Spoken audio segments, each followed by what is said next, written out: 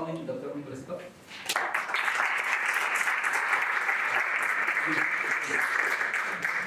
Thank you very much. Thank you for the introduction, and thank you for the invitation. How loud am I? Can you hear me in the back? Okay. So it's my first time in Mexico. And you have no idea how long I've wanted to come, because I used to live as a roommate with a Mexican friend. And he kept saying that when he gets married, he's gonna have me try real sangrita with tequila. So he got married this year, except he got married in Colombia. But fortunately, I did try real sangrita, thanks to Luis. And I think things have been really going up from there, so I can't imagine what waits for me. Thank you so much for coming. The title of the talk is Myelin and G-ratio imaging. I imagine some of you might not have heard about the G-ratio before, so I will introduce it at the second half of the talk. So consider for now just this as an introduction to myelin imaging in the context of MRI. So this here is a transmission electron micrograph of the corpus callosum of a macaque. It's an animal that we have scanned with MRI and with histology. And I just want to point out that the axons are in blue and the myelin sheet surrounding them is in red. And then if we would like to model so that we can image this myelin, you'll see that there's many different kinds of parameters, T1 and T2, for different kinds of tissues in the myelin. So for example, you have the intra and the extracellular water. I apologize that the letters are pale, but the T1 time here is about 600 milliseconds, the T2 about 80 milliseconds. Then you have water trapped inside the myelin sheets where the T2 is very short, it's on the order of 30 milliseconds. And then you actually have the macromolecules that make up the myelin, such as sphingomyelin, for example. And those have very short T2 times on the order of 10 microseconds. So they're virtually impossible to image directly with MRI. So people have been developing lots of different techniques for quantifying the amount of myelin. And most of my talk will focus on the red, on the myelin sheath. But in the second half, when I get to the G-ratio, I will also introduce the axon and talk about the interplay. So this is one way to measure myelin. It's called myelin water fraction mapping, or multi-component T2 imaging. And the idea here is that you have different T2 components in tissue. You have the water trapped in the myelin sheath that I told you about, and then you have the intra and extracellular water, and then you have this free water in the cerebrospinal fluid. So if you take the ratio of this peak over here to the total area under the curve, you will get a value called the myelin water fraction, and you can find several excellent papers that validate the measurement of the myelin water fraction with MRI. These are done with a Luxel-fast blue stain, and you will see beautiful correlations that show that myelin water fraction is sensitive and possibly even specific to myelin content. Here's a technique I'm very fond of and partial to, magnetization transfer. A lot of my research revolves around magnetization transfer. The idea here is that you have the water hydrogen and the hydrogen trapped in the macromolecules, and they have a different spectrum. The water one has a very long T2, hence a very narrow spectrum. The macromolecules have a very short T2, hence a very broad spectrum. So if you excite off resonance, you will be able to excite both the macromolecules. You will only be able to excite the macromolecules, and the water hydrogen will just remain untouched. But there is a process of exchange between the macromolecules and the water hydrogen, and as a result, the amount of magnetization in the water goes down. So then, you can excite on resonance and you can obtain an image that has magnetization transfer contrast. I realize I'm going fast, but the idea is it's another way of measuring the amount of myelin, and then when you can calculate the magnetization transfer ratio, you can also validate that with histology, and you will see these beautiful graphs by Schmierer, where the magnetization transfer ratio correlates well with myelin content, as measured with the transmittivity on optical microscopy stains. Now, the magnetization transfer ratio is actually a function of three other parameters, which I will mention. Maybe they'll come a bit later, but the fractional pool size, the exchange rate, and the T1 time. This is just to tell you that the magnetization transfer ratio itself is a very complex measure that has several different parameters working against each other, but F, the fractional pool size, is the one that is the most specific to the myelin, and the measurement of F has also been correlated with absolute myelin content. Hence, MTR and F are also good biomarkers for myelin. This is a paper that we published. Tomorrow I'll spend a little bit more time on it, but basically this is our attempt to make it easy for people to use magnetization transfer techniques, and I will tell you about how this project has evolved. It's pretty exciting. Diffusion imaging, and you've heard a lot about it, and again, diffusion is not a Myelin metric. That's something that needs to be repeated over and over. People like to use diffusion as a measure of white matter or Myelin integrity, whatever that means, but certain papers are using diffusion, and they're using it very well for quantifying Myelin content. This is work by Victor Song, for example, that shows that the axial diffusivity is a good proxy for Myelin content. This is work by Matthew Buddy, and again, they've used the diffusion measurements to diagnose white matter pathology. Then there is T1 mapping, and this pretty recent technique of T1 over T2 mapping.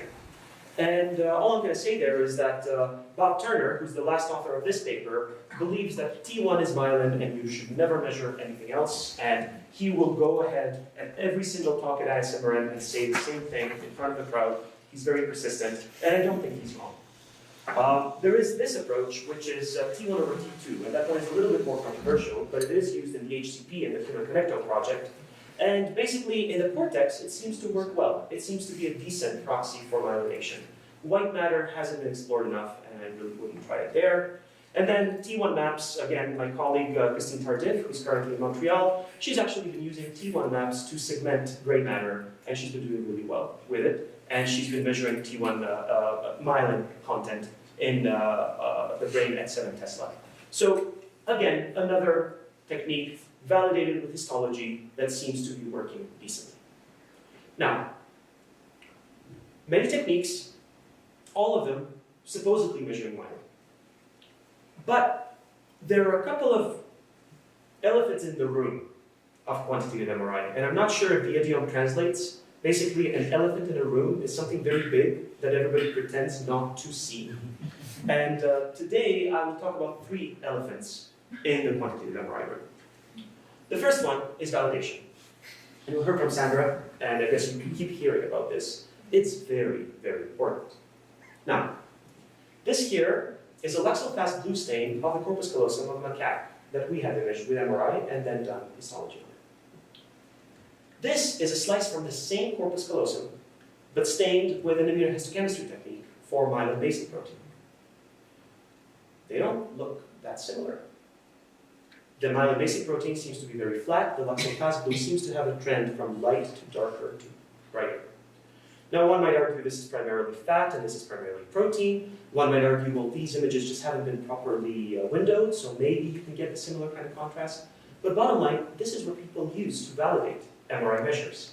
And we don't exactly know how they can calibrate and standardize these measurements. So something that I'm very fond of is going to much, much higher resolution, so that we can actually image the myelin sheath with electron microscopy. Now here, I don't need to talk about the windowing. I can segment the myelin, and I can report it as a fraction of the total volume. So I can report a quantity, a number, that I will call the myelin volume fraction, and that one should be easy to compare. Now there's other issues here, shrinkage, different kinds of artifacts, the preparation. We haven't gotten rid of those. But at least when I talk about a myelin volume fraction, I'm talking about a number. And I would like to compare that number with the numbers that come out of quantitative MRI. Now, this is the work that I'm very fond of. It's work by Jonathan Thiessen, a fellow Canadian. He actually was feeding mice cuprizone, and he was scanning them longitudinally with MRI, and then eventually did electron microscopy to validate a lot of different quantitative MRI measures. But guess what he found? T1, T2, diffusion, magnetization transfer, they all change with myelination. And they change in the expected direction. So he's shown that pretty much any quantitative MRI metric is a proxy for myelin, and he's done it with numbers, with these myelin volume fraction calculations from electron microscopy. And that's been my inspiration. I find that this work is really ahead of its time, and I feel like there is more work to be done to be happy with the way that we validate MRI measurements. So this is our lab's attempt to help out here, because it's one thing when you have this tiny electron micrograph that only spans about 20 microns across. What we would like to do is we would like to enable large-scale histology, be able to do mosaics of electron micrographs, usually with scanning electron microscopy, and then be able to register these to the MRIs. But to be able to do that, first we need to have good segmentation software. Now, I know that some of you are using Axon Seg, This is something that was developed by Al Designy in our lab. And here's some of the details, but basically, it uses standard image processing techniques. It's open source software. It segments axon and myelin, classical image processing techniques based on pixel intensities, and the goal is to extract morphological metrics such as axon diameter, myelin thickness, G ratio, I'll talk about it, axon density, myelin volume fraction. And this is all on GitHub, and I know some of you have already installed it, and from what I've heard, it's working decently, so I'm very happy to see that. It's made its way here. This is just a nice slide that shows how we can do large-scale segmentation. So this is a segmentation of the axons where the colors correspond to the sizes of the axons. This is a spinal cord image, and if you zoom in, you will see the color coding where white is really large axons and red is really small axons. But you will also see that some of these axons are missing. They haven't been segmented well. So using this technique, we have tried to scan the spinal cord of a dog with 4 different myelin imaging techniques. This is magnetization transfer. This is T1 based. It's called macromolecular tissue volume. You'll hear a little bit about it in a bit. And this is called myelin water fraction. I already introduced it, the multi-component T2. Now what we did is we did a scan and a rescan with the same techniques. And what you see is that this is the dorsal column, seems to have very high myelin content. The trends tend to be very similar. So just by looking at these, one might say, well, all of these metrics give you similar myelin maps. Then we have the histological image, mosaic, segmented, and then we have a myelin volume fraction measurement that we then register to the MRI, and then we do the stats. I apologize that the numbers are a little small here to see, but I will tell you what they mean. On the diagonal, you have the scan-rescan of each technique individually. So how does QMT replicate if I just did it again? And then off diagonal, you have how do each of these techniques correlate to a competing technique. Does that make sense? So the numbers here are very high. That means reproducibility is good in the whole spinal cord. The numbers off the diagonal are about 0.7. So, 0.7 square that, 0.5, 50% of variance on its length. Now, the problem is that this seems good until you actually go just to the white matter. And then when you're looking at the scan, rescan, and the correlations in white matter, the results are pretty depressing. Along the diagonal, the scan, rescans are about 0.7. That means that the technique replicates itself with 50% of variance on its length. Okay. Now, that's a problem. People would argue, well, but you don't really have pathology here, so you don't have a big dynamic range.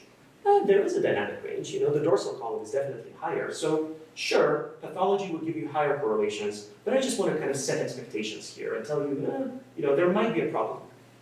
Off diagonal, 0.5, 0.3, 0.7. It's really not that different from what we see on the diagonal. So what does that mean? A technique correlates with itself as much as it correlates with a competing technique that reviewers will fight over and over to convince you that you shouldn't use. And my feeling, and this is something that I need to explore further, is that this discussion needs to disappear. We need to be a little bit more understanding that all of these techniques have shortfalls and that it is possible to measure myelin in many different ways. Now, to help with the segmentation part, our lab has developed Axon DeepSeg. And Axon DeepSeg is using CNNs, it's using deep learning, convolutional neural networks. You will notice that I'm not a co-author on this paper, because basically, I don't do deep learning research. Julien Cohen-Haddad does, and he's very good at it. And what I have here is just some illustrations of how Axon DeepSeg performs compared to ground truth and a test sample on scanning electron microscopy. It's similar, but you see a difference here. This is in transmission electron microscopy. The nice thing is that it adapts to different kind of contrast mechanisms. And again, you will see the ground truth, the Axon DeepSeg, and this is a mouse brain and a macaque brain. And then I want to show you the comparison between Axon Seg and Axon DeepSeg and the ground truth. I realize it's a busy slide, but Axon DeepSeg is in yellow, so it seems to be performing better than most of these metrics: sensitivity, specificity, Dice coefficients, Jaccard coefficients. And even visually, you will see that, for example, Axon Seg has this artificial axon here, which doesn't really exist in the ground truth. Or it misses this one right here, but Axon DeepSeg catches it. So, you know, it tends to perform better. And if you would like to use Axon DeepSeg, by all means, get in touch with our lab. We do have a support team, and we would love to help out people using it. Now, what we've really benefited from is that a lot of these electromicrographs are available on the Open Science Framework in the white matter microscopy database. This helps for the deep learning aspects. We can train our data sets on this. But also, it encourages people to be more open with their data. So you will see here a list of contributors that, you know, is Belgium, NYU, Vanderbilt, USCSF, and then, of course, a couple of Montreal folks. We want this microscopy database to keep growing. It's useful to people. So if you have data sets that you're willing to share, we would really appreciate the opportunity to host more and more microscopy data here. It's in the spirit of open science, and I feel like at some point people no longer use that data, but somebody else might find it very valuable. Now I get to the second elephant, and that is the accuracy of the T1 mapping, of the quantitative MRI measurement. And I will focus on T1 mapping because T1 mapping is the most fundamental quantitative MRI property. If you don't get T1 mapping right, there's no hope for everything else. And you will hear about T1 mapping tomorrow as well from a more practical standpoint. This is a table that I made that shows the T1 value at 3 Tesla in white matter in 7 different papers. The values go from 690 all the way to 1100. That's a variation of 67%. White matter has a very sharp peak, you will see it. So it really shouldn't vary that much. But I implemented these different techniques: inversion recovery, look locker, and variable flip angle. These are 3 different ways of doing the T1 map. And I saw that actually on the same scanner, in the same session, in the same subject, they differ. Inversion recovery is kind of in the middle, look locker underestimates, variable flip angle overestimates. Here are the histograms in one subject that shows this trend. And here's the histogram averaged over 10 subjects that shows that even when you group subjects, this difference between the methods doesn't disappear. The inter-subject variability is smaller than the inter-method variability. So, it's a result. It's a negative result. We submitted an abstract at ISMRM, got rejected. We submitted a paper, got rejected. We added some simulations, we changed the title, and the title of the paper became On the Accuracy of T1 Mapping, Searching for Common Ground. Doesn't feel that negative anymore. It became a top 5 MRM paper for the year of 2015. Okay. People are citing it, people like the message it sends. We have a problem, we need to deal with it.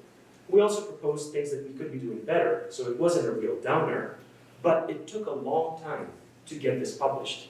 And now it's actually a very noticed and appreciated thing. Now, I don't want to be too much of a downer, we are also working on getting T1 right. This is work from my colleague Avik Mezer, who published this in Nature Medicine.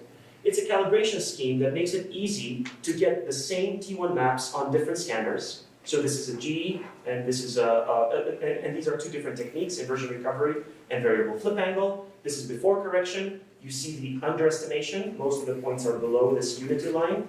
And on this scanner, it's an overestimation. Most of the points are above the unity line. After the correction, we can get the points to lie pretty straight along the line. Now, Aviv was very persistent and wanted to get this into Nature Medicine. 2 rejections, 7 reviewers.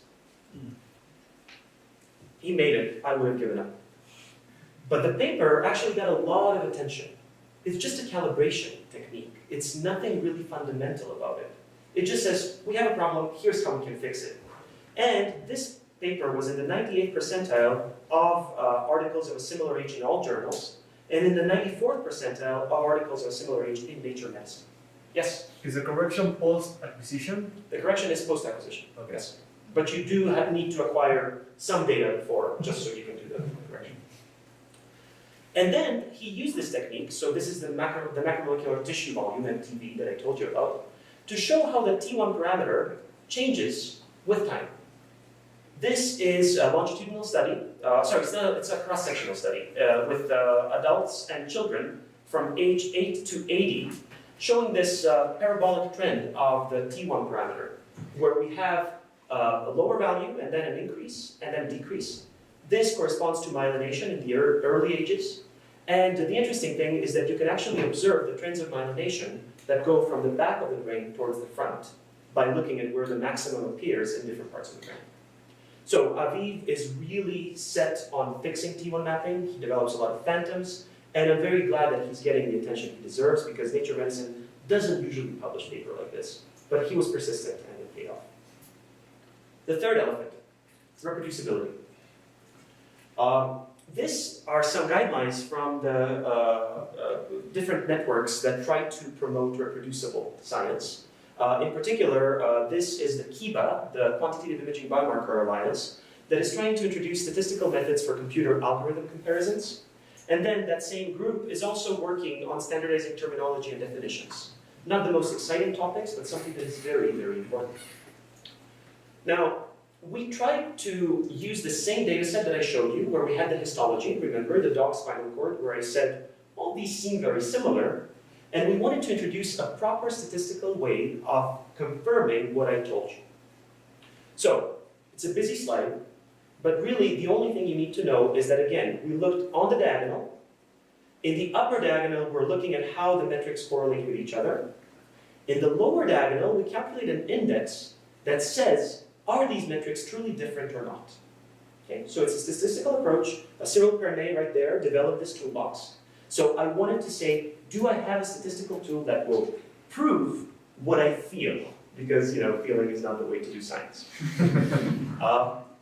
So, busy, whole spinal cord, gray matter, white matter, forget about the numbers.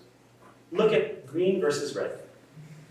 Whole spinal cord, red means the two techniques are not different.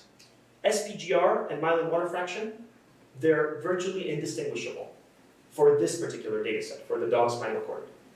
And then you get to gray matter, and you find that 3 of these are virtually indistinguishable. You could use them interchangeably. And then you get to white matter, and you find that 5 of the 6 combinations are indistinguishable. You should feel free to use SPGR or FSIR or MTV, and you're going to do just fine in terms of quantifying myelin. The only one where there is a significant difference is between the MTV and the myelin water fraction, this one being T1 based, this one being T2 based. Oh well. It just shows that we're arguing about things that don't necessarily make that much of a difference. So many papers have reviewed, and so many of my papers have been reviewed, arguing about which of these techniques is more specific. The modeling side is important. Sure, modeling-wise, certain techniques are more specific to myelin, but they might be noisy. And in the end, when you compare them, at least in healthy white matter, doesn't seem to make a difference. So we're really exploring this further. We have some pathology models now. We're working on rats. I'm very happy to see that there's a lot of rat work done here, in particular a lot of rat work on optic nerve. I'm really, really excited about that. I think it would be very nice to do some of these techniques on the animal scanner here, and I would love to see whether this statistic holds. Now, this is a detour, but I want to tell you about a preprint that we just put up, and it's called Let's Talk About Cardiac T1 Mapping. I was very encouraged by how well my T1 mapping in the brain paper was received, finally. So I said, let me do the same analysis for cardiac T1 mapping. The danger of cardiac T1 mapping is that cardiac T1 mapping is actually on the scanners, implemented and used in the clinic. And the findings are very, very similar. In phantoms, the measurements are similar, but when you actually do in vivo measurements, they're all over the place. So I thought that would be a nice title to get people talking. And then we submitted this to MRM. I'm on the editorial board of MRM, by the way. But I received the responses from the reviewers. One reviewer said the paper is irritating. The second reviewer, on scores between 1 to 5, 1 being the worst and 5 being the best, in all categories, gave me 1. The worst paper they've ever read. It's up there, it's on the preprint. I'm asking for permission for them to publish their comments because they own the reviews and I cannot show them to you. I think they're wrong. Some parts of it might be correct, but this is not the worst paper in the world. But it is an irritating paper. And I'm happy, I'll take that. You know, it's maybe not a bad thing. But I'm not somebody that likes to argue publicly about these things. I would like to, you know, just make it more transparent. The data is out there, everybody can download it. I will show you some demos tomorrow about the analysis that we do. And I find that, you know, if only they took a look at the data, probably they would have been a little bit less skeptical about the importance of data. That's where sharing analysis pipelines really comes in handy. I told you about this paper about quantitative magnification transfer. This is what it looks like. Tomorrow you'll see a demo. But that project has evolved into something called QMR Lab. It used to be QMT Lab, now it's QMR Lab. And it's our attempt to put quantitative MRI under one umbrella and make it easy for people to share analysis pipelines and make it easy for us to do the analysis for them, introduce statistics, and all of these things that you'll hear about tomorrow. So our website just went live yesterday, especially for this meeting. Tomorrow I'll show you the website. I'm very proud of it. But this is where I think a lot of efforts need to be put in. So this wraps up the part that I wanted to just kind of set up for myelin imaging, and I'll tell you a little bit more about this tomorrow. Now I want to focus on a case study. And the case study will be the G ratio, and you'll see why. What you see here is large-scale histology using a microscopy technique called CARS, coherent anti-Stokes Raman scattering. The nice thing about CARS is that it has intrinsic specificity to myelin, so you don't need to prepare the tissue. What you see here is just for scale, what an MRI voxel looks like, and then what the actual underlying microstructure looks like. So we have a problem here. You know, we have orders of magnitude to cross to be able to compare MRI to histology. The color coding here has to do with the thickness of the myelin sheath, and that's actually something that's called the G ratio. Just to illustrate it, this is from a paper pretty old, about 30 years old. This is the nerve, facial, ulnar, and femoral nerve of children aged 1. And then the same nerves, not the same, but you know, the nerves, the corresponding nerves of adolescents aged 15. And I think the difference is obvious, the top row versus the bottom row.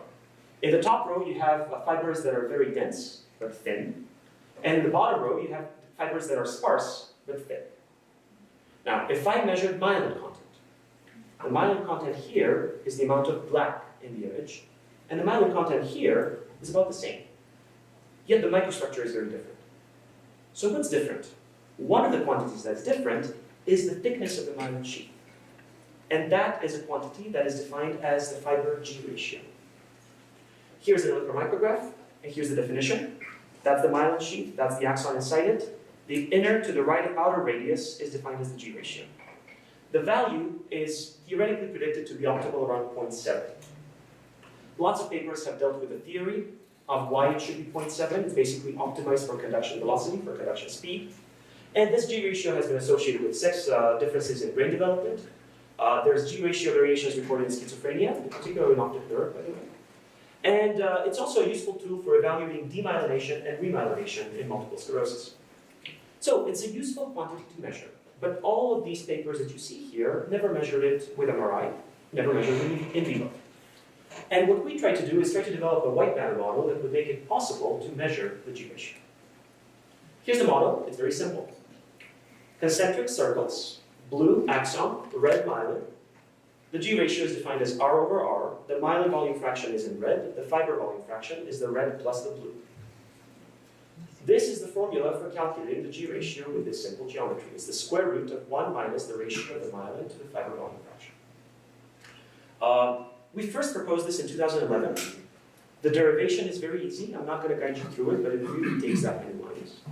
And of course, when we submitted this to ISMRM, the response was, well, you know, that's just ideal geometry. No white matter looks like that. So, you know, you can't call this paper anything about G ratio. You're just doing some combination of different metrics. Well, then I was fortunate that a colleague of mine really got interested in this and started to experiment with the geometry. And basically, she said, Jennifer Campbell, she's right there, we don't need concentric circles. They could be ellipsoids. They could be squares, for all I care. All we need is concentric isomorphic shapes. Basically, you know, that the thickness is pretty uniform around the shape. Well, that's one of the assumptions. Good. Maybe that suffices. What if we lose some fibers?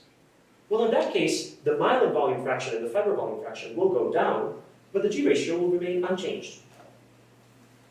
What if we lose some myelin? What if the red becomes thinner? Well, in that case, the G ratio will go up. When does this break down? So far, it hasn't broken down, but it does break down in this case, when you have a very large axon, very, very thin sheath, meaning high G ratio, and a smaller axon with a relatively thick myelin sheath, meaning low G ratio. The fiber caliber will affect the measurement. And this is an extreme case where we have one fiber that has a G ratio of 0 and another fiber that has a G ratio of 1. This never happens in reality. You will never have a fiber with a G ratio of 0, but it is an extreme case. That's how we approach this. The average G ratio is 0.5. Okay, 1, 0 divided 0.5. Our formula will measure 0.7. Now, the reason is because we assume that all of the myelin wraps around all of the axon uniformly, be it one very large axon or many small ones. So we're averaging over a voxel. So we don't want to call it an average G ratio, we want to call it an aggregate G ratio. Fair enough, this is important to report, but keep in mind that all quantitative MRI metrics are aggregate. You report a T1 value in a volume, it's an aggregate T1 of all the different T1 species. So in a way, G ratio is not different, but it is misleading to call it the average G ratio, and this is something that a colleague at Vanderbilt, Catherine West, together with Mark Doze, published in a beautiful paper called A Revised Model for G ratio. And this is where she's saying, this is the G ratio that you're measuring, and this is the G ratio that's on average. So, it's important to make that distinction. This is the best paper that happened to the G ratio. I'll show you that. So, at this point, the formula was validated in theory. And this is a cake that I found on the web. It says radiology, more than 50 shades of gray. I'd say this is where quantitative MRI comes in. And quantitative MRI has more than 256 shades of gray. As a matter of fact, we use colors, so it's even prettier. And then it's a question, if you have this formula that seems to work a lot of the time, what do you plug into the formula? What do you plug in for the myelin volume fraction? What do you plug in for the fiber volume fraction? And we chose these two, quantitative magnetization transfer, it's our bread and butter, and NADI for the diffusion imaging, but you could have chosen a number of different combinations. And we managed to get whole brain G ratio measures. This is in a healthy subject, or what I hope is a healthy subject, because it's me. I just want to show you something more exciting, which is monkey, macaque, primate cynomolgus macaque, where we looked at the spinal cord, at the corpus callosum, and we calculated the fiber volume fraction with NADI, the myelin volume fraction with magnetization transfer, and then the G ratio using that formula that I showed you.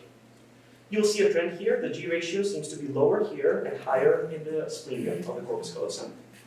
And this is something that's well observed in papers. This is Pashkorakic's work from Yale. This is the genu, where you see a relatively lower G ratio compared to the splenium, where you have these superaxons that have a very high G ratio. So the trend matches literature, and fortunately matches our histology. This is the genu of this same macaque, and this is the splenium. And you will see this difference in the microstructure. Well, then we did segmentation. No axon seg by this time. This is all manual. I spent many weeks just clicking bubbles so I can fill this up. But now we use this as ground truth for axon deep seg, so it's pretty cool. And then we did this for 8 different parts of the corpus callosum. And we did 3 different electromicrographs for each of the 8 regions, total of 24 samples. Not that many.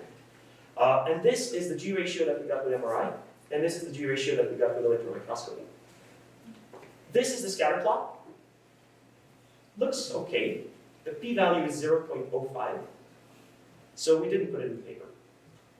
We said it's marginal. I'm not going to report a p-value that I don't trust, but seems like we're on the right track.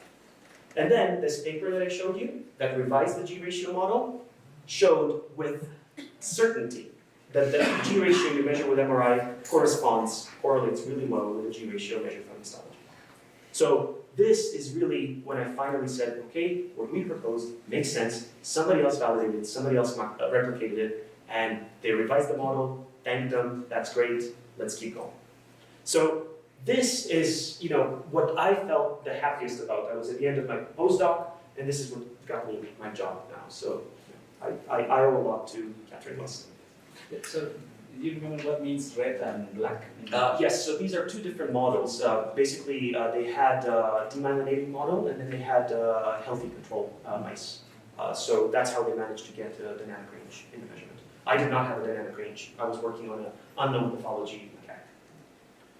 Now we also applied this in multiple sclerosis. And we measured the G ratio in lesions. These are 3 lesions you will see on a FLAIR image, and they will appear as hyperintense. And then you see that the myelin volume fraction is decreased. We know there's demyelination there. The axon volume fraction is decreased. We know there's axonal loss there. But the G ratio is almost normal in 2 of the lesions and elevated in a 3rd one. This is interesting because it says we can discriminate between different types of lesions. In this particular subject, this is the most recent lesions. It's a newer lesion than the other 2. So here's a hypothesis. Maybe after all this axon loss is done, eventually these lesions save what can be saved, and you end up with relatively normal G ratio. And then here's a lesion that's still new and probably still demyelinating. It's a hypothesis. We don't have the power to support it. I'll show you some data in a bit. Now, this is a slide that's very busy, but I just want you to appreciate how many different combinations you could do for myelin volume fraction and fiber volume fraction. There's about 20 here, and there's about 20 here, and each of those can be combined with each of the 20, so there's about 400 different ways of measuring the G ratio. And I don't know if we were just lucky to combine the 2 that actually gave us a good result, but we were not fishing. We just went for QMT and not. Now, then we started to notice some artifacts. In particular, here's the G ratio that I showed you using quantitative magnetization transfer. And here's the G ratio that we observed with magnetization transfer ratio. Seems similar, and yet, here, the G ratio is actually decreased and not increased.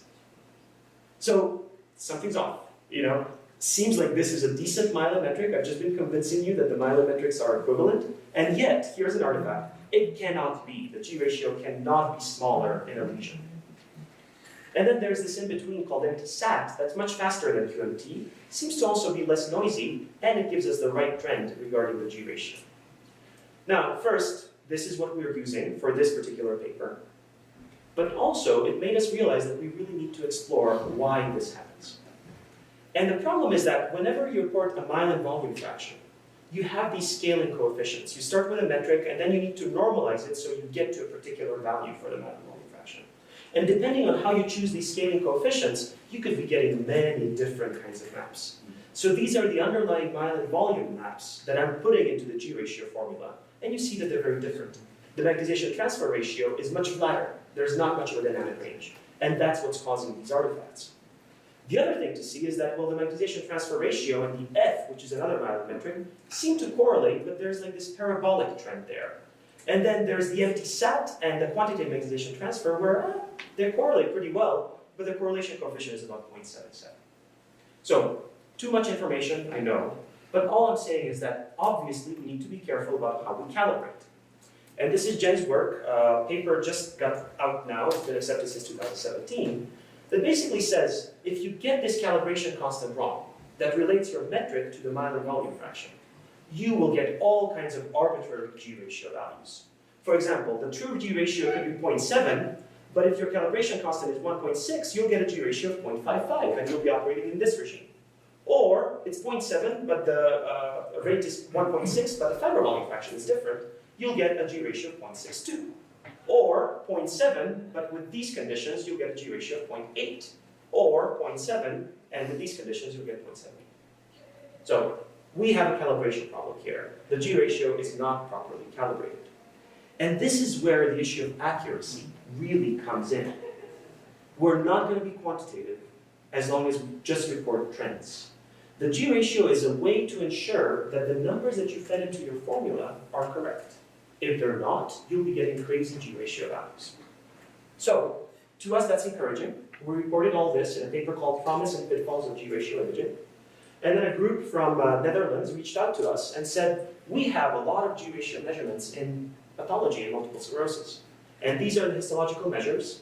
And you will see the control G ratios, the G ratios in normal appearing white matter in multiple sclerosis, then in the periventricular lesions, and then in the rest of the lesions.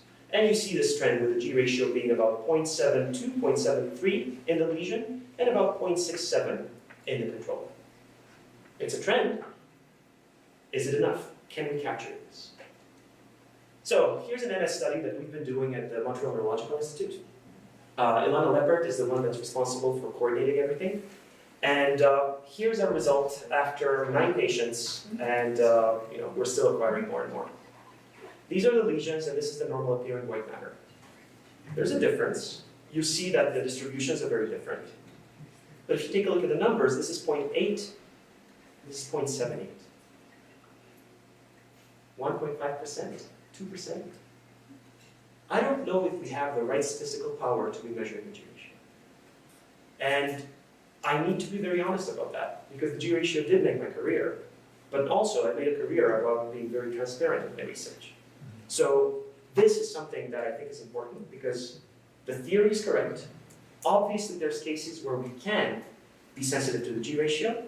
Maybe there's another metric here. Maybe I don't need to measure the G ratio. Maybe the T1 parameter is actually good enough.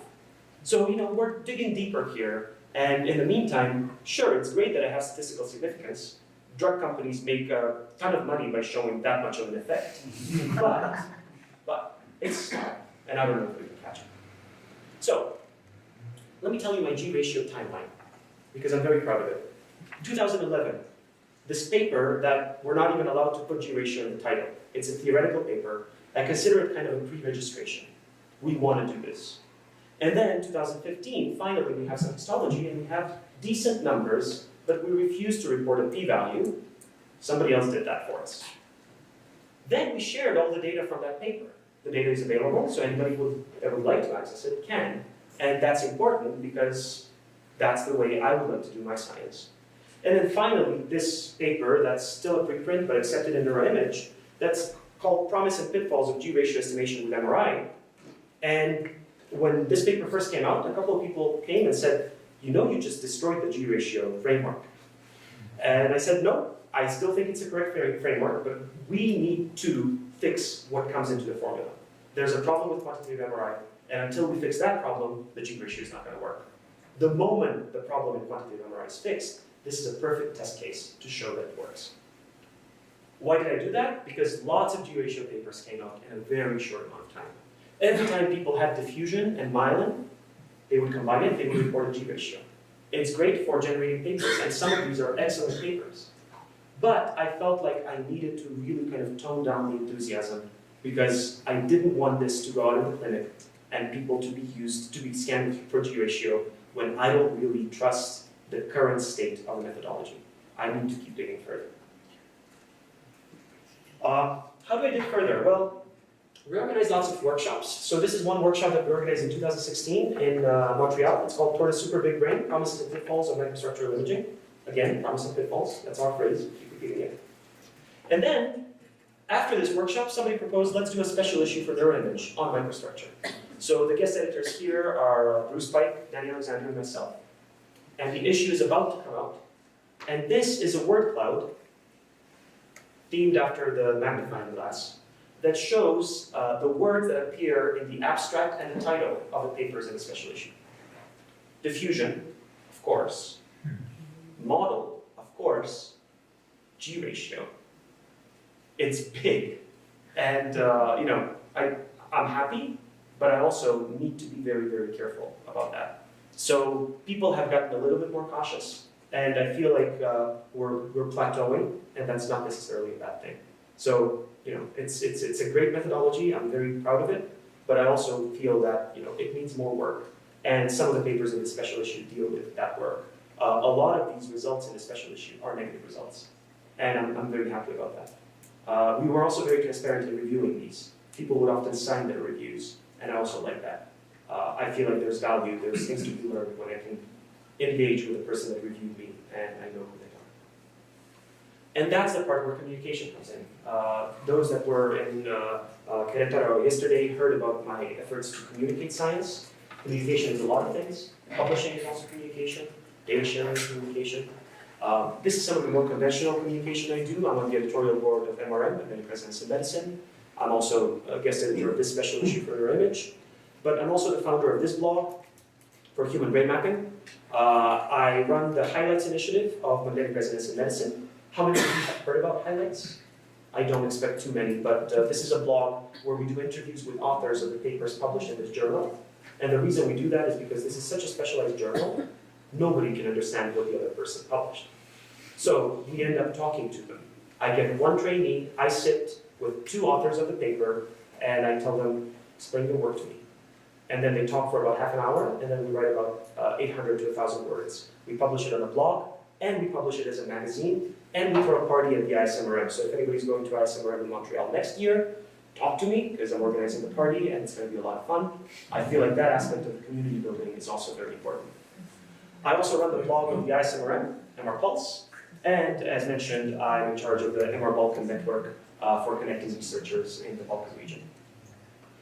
The communication finally paid off in the sense that now we have this big pan-Canadian grant called the Canadian Open Neuroscience Platform. The PI is Alan Evans. It's an $11 billion grant. These are the people running the committees, and I'm in charge of communications. We are starting a publishing platform. You'll hear a little more about that tomorrow. And the idea is that we need to go beyond the PDF. And a lot of the things that I'm showing you in my presentation today hopefully convince you that I practice what I preach. And then tomorrow you will see all of the other aspects that relate to software. We're a big network. These are all the academic partners. This might be interesting to you. We have a scholar award, the CONP Scholar Award. We just finished a call for postdoctoral scholar awards. It was October 1st. But there will be a graduate student scholar award. And these are for short-term stays in different institutions in Canada. And the proposals are, you need to come up with an open science deliverable, something that will be contributing to the culture of open science. And then you come and work with a person who is on the CONP to make that deliverable happen.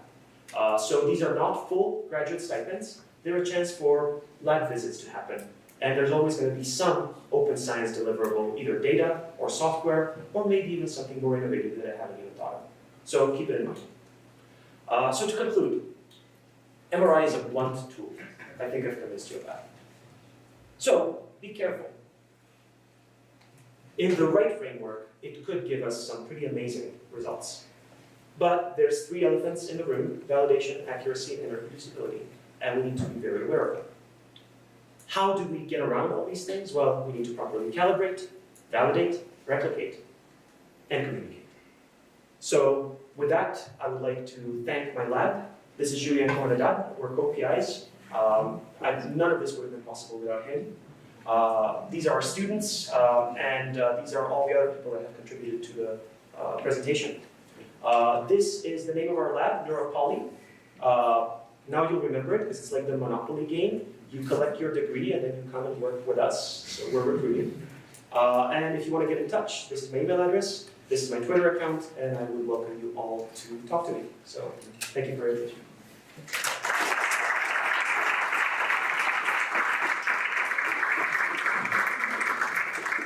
Thank you very much, Nikola, for this great talk. So we open the session for questions. I have a question about, I don't know if you're going to talk about it tomorrow, about sequences needed for the G ratio. I wasn't planning about talking about tomorrow. I might add a part, but depends on how much time you have. MT-SAT is the sequence that I would recommend for myelin imaging, but that's just my preference. People would disagree, and that's completely fine. For diffusion imaging, I would go with the multi-shell protocol. We use Noddy. Dmitry Novikov hates Noddy.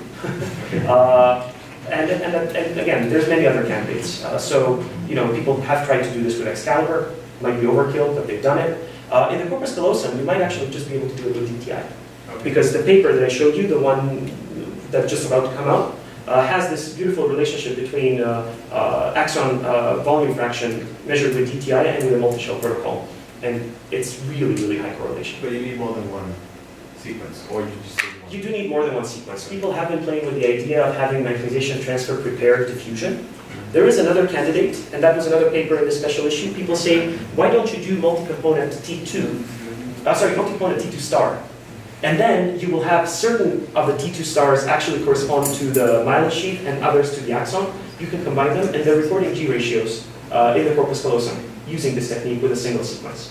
It's noisier, but people are trying this. I would advise going with a stock sequence, because those are easier to reproduce elsewhere. So, a multi-shell diffusion and an empty stat sequence, those are stock. They're easy to do, and they're reasonably fast. Depends on the resolution, but you could do it in about half an hour, 2 millimeter isotope. Okay, thank you. More questions? So, all the options are good for measuring myelin, apparently.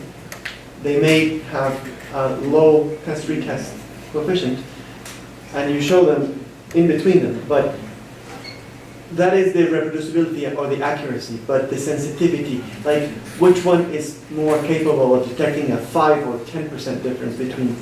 And this is the important thing where I need some pathology. And I don't think these 4 techniques will be equivalent when I have pathology, but it also depends on the pathology. Inflammation is going to be different from axonal loss, it's going to be different from degeneration or demyelination. And I don't have the answer to that question. From my, again, gut feeling, I would go with something that's quick and standardized so that it runs the same way everywhere, which is why T1 maps are not bad. They're the easiest one to get. Because if you're getting something that's very specific to myelin, but it has these nonlinear fitting routines, you're introducing noise, and that will hurt your sensitivity as well. So I don't know, but I would go with something that's a little bit simpler at this point, just because I don't think anybody knows. More questions? I have a small one. So, talking about these problems with G rate, it's also associated to the how you estimated the intracellular volume fraction or fiber volume fraction. So, can you extend your information about the problems with NODI, in particular with NODI that you detect? So, two parts to that answer. One, I had to hide some details from you, but basically it's a circular thing we're doing, because when you estimate the axonal volume fraction with NODI assumes there's no myelin in the tissue. So you get these fractions, but then you need to normalize by the myelin that I put in. So I take a myelin measure and I feed it into NODI so that I can get a fiber volume fraction measure. So that's an objective problem of this approach, because diffusion has long echo times, and because it has long echo times, it's completely blind to myelin. So anything you report as a fraction in diffusion, people ignore myelin completely. So one problem with NODI, you need to introduce myelin in the framework. And we did that. So, I shortened it up a little bit, but I have these slides about how we introduced myelin in the NODI model and then, came up with something that's properly calibrated. Two, the problem with NODI is that it fixes too many parameters. In particular, it's this issue with the tortuosity that Dimitri always complains about. And that's true. And Dimitri's model, called NODI-DA, is accounting for this. Now, Dimitri's model has 27 free parameters. So, sure, it's correct. I trust him. He's a physicist. He knows this way more than I could possibly know. Except, in reality, what gives? There's a beautiful paper by Dimitri. The best paper I've read this year. It's called On Modeling. It's a review article in MRM. You should read it. My student Aga called it a mint, a palate cleanser. He talks about the difference between a model and a representation. And he has a nice thing where he says a model is a picture, a representation is an equation. I could see that. I could also poke holes in it. But this paper gets people thinking about things we forget about when we go for our sequence and we get a result. So, Dimitri's heart is in the right place, even though he calls the G ratio trivial. I take that as a compliment. It's trivial, it's true. It's also trivially true. And I wish we had more people like that. Now, I still don't think we should stop using NODI. He thinks we should. I really think we need more histology, more validation, more of these studies that not many people are doing, but seems like lots of people in this room are. I'd love to introduce some more statistics so I know. Is NODI really different from NODI-DA? I don't know. I don't think we have the right language to answer that question, and I'm trying to develop that language. Thank you. More questions? No? Okay. So, please, that's a great talk.